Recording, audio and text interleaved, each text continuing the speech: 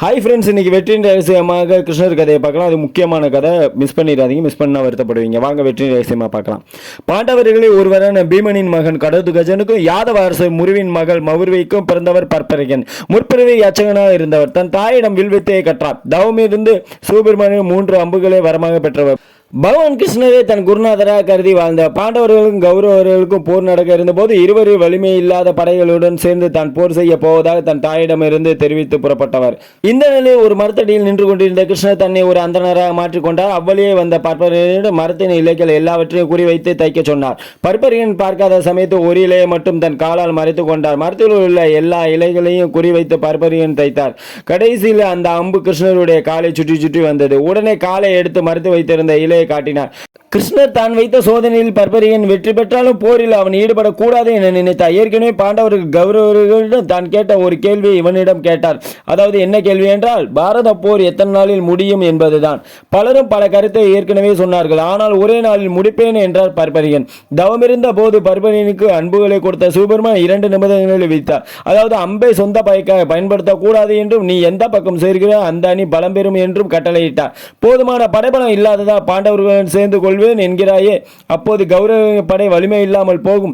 அப்போது நீ கட்சி மாறி விடுவாய். எந்த பக்கம் நீ சேர்கிறாயோ அந்த பக்கம் வெற்றி பெறும். மறுபடியும் பலமில்லாத எதிராளியிடம் போய் நேரிடும். இப்படியே மாறி மாறி சென்றால் கடைசியில் யாரும் மிஞ்ச மாட்டார்கள். அதனால் போரில் நீ ஈடுபடக்கூடாது என்று கிருஷ்ணர் இவரை குழப்பினார். தன்னுடன் பேசுபவர் பகவான் கிருஷ்ணர் என தெரிந்தவன், குருவே தாங்கள் என்ன சொன்னாலும் கேட்கிறேன் என்றார் பற்பரியன். இந்த போரின் முடிவை நிர்ணயிக்க ஒருவன் இருக்கிறான், அவனுடைய தலை எனக்கு வேண்டும் பற்பரியா என்றார் கிருஷ்ணர். கிருஷ்ணர் கேட்டதும் உடனே பற்பரியன், ஆணையிடுங்கள் குருநாதா, கொண்டு வருகிறேன் என்று ஆவேசமாக சொன்னார். உடனே இதான் சமயம் என்று கிருஷ்ணர், உன் தலை எனக்கு வெட்டி கொடு என்றார். உடனே பற்பரியன், பாரத போரை காண ஆவலாக இருக்கும் நான் அதை எப்படி காண்பது என கேட்டார் பற்பரியன். உனக்கு வரம் தருகிறேன் பற்பரியா, உன் தலையை ஒரு உயரமான மலை மீது வைக்கிறேன், அங்கிருந்து போரை பார்க்கலாம் என கூறினார் கிருஷ்ணர். பற்பரியன் தன் தலையை வெட்டி கிருஷ்ணரிடம் கொடுத்தார். கிருஷ்ணர் அதை அங்கிருந்து மலை மீது வைத்தார். ஒவ்வொரு நாளும் அங்கிருந்தபடியே போரை பார்த்தார் பற்பரியன். போர் முடிந்ததும் பாண்டவர்கள் ஒவ்வொருவரிடம் கிருஷ்ணர் ஒரு கேள்வி கேட்டார். அதாவது, இந்த வெற்றிக்கு யார் காரணம் தெரியுமா என்று கேட்டார். உடனே ஒவ்வொருவரும் நான் தான் காரணம் என்று அவர்களுக்கு கூறிக்கொண்டிருந்தார்கள். உடனே கிருஷ்ணர் சொன்னார், இதை முழுமையாக பார்த்த ஒருவர் இருக்க, அவரிடம் போய் கேட்கலாம் வாருங்கள் அப்படின்னு சொல்லி பற்பரியனை கூட்டி சென்றார். பற்பரியனிடம் போய் கேட்டார், இந்த வெற்றிக்கு யார் காரணம் என்று உனக்கு தெரியுமா என்று.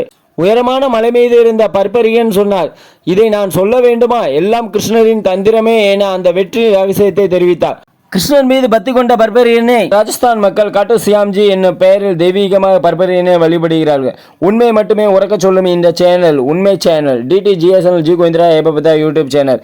எப்பயுமே நான் சொல்கிறேன் ஒன்று, கடவுள் மேலே பக்தி கொள்ளுங்க. அது உங்களுக்கு பிடிச்ச கடவுள்னு கிடையாது, எல்லா கடவுள் மேலேயும் பக்தி கொள்ளுங்க. கிருஷ்ணர் மீது பக்தி கொண்டிருந்தால் அந்த கிருஷ்ணரே வந்து வழிகாட்டி உங்களுக்கு நல்வழிப்படுத்துவார் என்று இதோட முடிச்சு கொள்கிறேன். DTGSNL ஜி கோவிந்தரா எப்போ யூடியூப் சேனல் பிடிச்சிருந்தா லைக் பண்ணுங்கள், ஷேர் பண்ணுங்கள், கமெண்ட் பண்ணுங்கள், பிடிச்சவங்களுக்கெல்லாம் அனுப்பிடுங்க. தேங்க்ஸ். இந்த மகாபாரத போரில் பாண்டவர்கள் கிருஷ்ணரை நம்பியிருந்தார்கள். கிருஷ்ணர் அவர்களுக்கு ஏற்ற மாதிரி ஒவ்வொரு சூழ்ச்சியாக செய்து அவர்களை வெற்றி பெற செய்தார்கள். காரணம் என்னவெனில், கிருஷ்ணரை முழுமையாக நம்பியதால். அதனால் நீங்கள் ஒவ்வொருவரும் ஒவ்வொரு கடவுளை முழுமையாக நம்புங்கள், வெற்றி அடையுங்கள். என்னோட வளர்ச்சி காரணம் பெற்றவங்க ஆசீர்வாதமோ, நான் கும்பிட்ட சபரிமலை ஐயப்பனோ, மத்த காடுன்னு தான் இன்னைக்கு என்னோட வளர்ச்சியோட பேரை அறிமுகப்படுத்திருக்கேன்.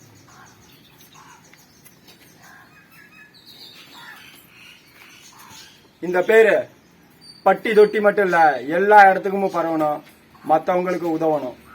சுவாமியே சரணம் ஐயப்பா. ஓம் சுவாமியே சரணம் ஐயப்பா.